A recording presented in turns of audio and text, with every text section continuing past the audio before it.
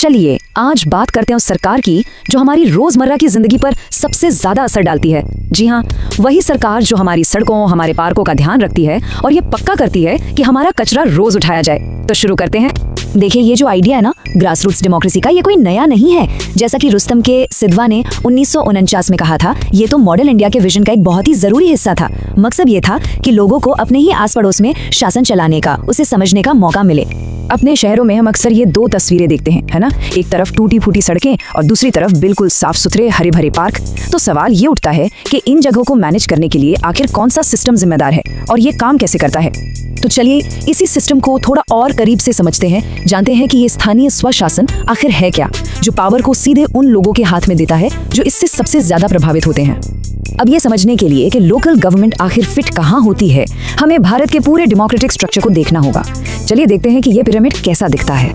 इस पिरामिड में सबसे ऊपर टॉप पर है हमारी केंद्र सरकार। ये पूरे देश के लिए जरूरी मामलों को देखती है, जैसे डिफेंस, फॉरेन पॉलिसी और करेंसी। फिर इसके ठीक नीचे आती हैं राज्य सरकारें। हर राज्य की अपनी सरकार होती है जो अपने एरिया के मामलों को मैनेज करती है, जैसे पुलिस, पब्लिक हेल्थ और एग्रीकल्चर। और फिर हम आते हैं उस लेवल पर जो हमारे सबसे करीब है, लोकल गवर्नमेंट। ये वो सरकार है जो हमारे शहरों और कस्बों में काम करती है और हमारी रोज की जरूरतों को पूरा करती है। और ये स्लाइड ये पूरी तस्वीर को एकदम साफ कर देती है। हम देख सकते हैं कि कैसे ये तीन लेवल, केंद्र, राज्य और स्थानीय, मिलकर भारत का गवर्नेंस सिस्टम बनाते हैं। हमारा फोकस है सबसे निचले लेवल पर, यानी शहरी स्थानीय निकायों पर, जो सीधे लोगों से जुड़े हैं। तो ये शहरी स्थानीय निकाय या अर्बन लोकल बॉडीज आखिर हैं क्या? इस स्लाइड में जो सबसे दिलचस्प शब्द है वो है विकेंद्रीकृत, यानी डिसेंट्रलाइज्ड। इसका मतलब पता है क्या है? इसका मतलब है कि फैसले लेने की पावर दिल्ली या किसी राज्य की राजधानी में नहीं, बल्कि सीधे हमारे अपने शहर या कस्बे में है। इससे फैसले वो लोग ले पाते हैं जो लोकल प्रॉब्लम्स को असल में समझते हैं। लेकिन ऐसा नहीं है कि हर शहर का शासन एक ही तरह से चलता है। ये शहर के साइज पर डिपेंड करता है। 10 लाख से ज्यादा आबादी वाले बड़े शहरों में होता है नगर निगम, उससे छोटे शहरों में नगर परिषद और छोटे शहरी इलाकों में होती है नगर पंचायत। ये सिस्टम पक्का करता है कि हर शहर को उसकी जरूरत के हिसाब से गवर्नेंस मिले। तो एक नगर निगम असल में करता क्या है, उसकी टू डू लिस्ट में क्या क्या होता है? इनकी जिम्मेदारियों की लिस्ट काफी लंबी और मजेदार है। चलिए इंदौर नगर निगम के उदाहरण से इनके कुछ खास कामों को समझते हैं। सबसे पहली और जरूरी चीज, पैसा। शहर को चलाने के लिए लोकल बॉडीज प्रॉपर्टी टैक्स और वाटर चार्जेस जैसी चीजों से रेवेन्यू जमा करती हैं। ये समझिए कि ये उनके काम का ईंधन है, जिसके बिना गाड़ी आगे नहीं बढ़ सकती।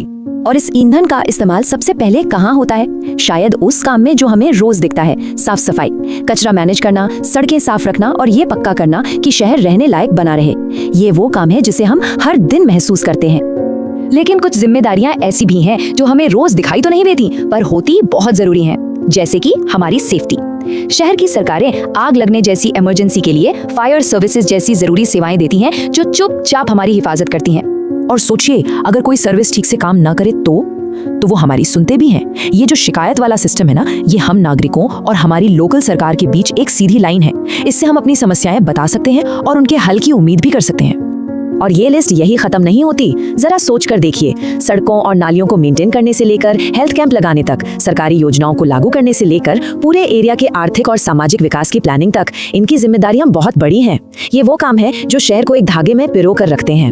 तो यहाँ एक बहुत जरूरी बात समझनी है, ये पूरा सिस्टम सिर्फ सरकार की ड्यूटीज के बारे में नहीं है, ये हम नागरिकों के रोल के बारे में भी है। आखिरकार डेमोक्रेसी एक 2 वे स्ट्रीट है।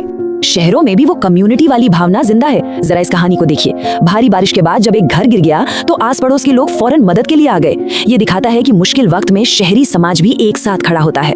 सोर्स मटेरियल का एक कोट ये बड़ी कमाल की बात कहता है। ये हमारे गांव की पंचायत जैसा लगता है, बस थोड़ा बड़ा है। ये शहरी गवर्नेंस के कॉम्प्लेक्स आइडिया को कितना सिंपल बना देता है ना। इसी को हम फॉर्मल भाषा में कहते हैं पार्टिसिपेटरी डेमोक्रेसी, यानी सहभागी लोकतंत्र। अब इसका सीधा सा मतलब ये है कि सरकार को अच्छी तरह से काम करने के लिए हम नागरिकों को भी अपने एरिया की परवाह करनी होगी और एक्टिवली हिस्सा लेना होगा। ये लोगों और एडमिनिस्ट्रेशन के बीच एक पार्टनरशिप है। तो कोई इसमें हिस्सा कैसे ले सकता है? बहुत आसान है। इसकी शुरुआत होती है छोटे छोटे कामों से, जैसे कचरे को अलग करना या पानी का लीक होने पर तुरंत रिपोर्ट करना। और ये आगे बढ़कर अपने वार्ड के लिए सही प्रतिनिधि चुनने और लोकल फैसलों में अपनी आवाज उठाने तक जाता है। और ये बात हमें वापस इंदौर के एग्जाम्पल पर ले आती है। किसी शहर की कामयाबी सीधे तौर पर वहां के लोगों के एक्शन से जुड़ी होती है। तो ये एक सवाल है जो हम सबको सोचना चाहिए। इस हफ्ते ऐसा कौन सा एक छोटा सा काम है जो कोई भी अपनी लोकल गवर्नमेंट को थोड़ा और कामयाब बनाने के लिए कर सकता है?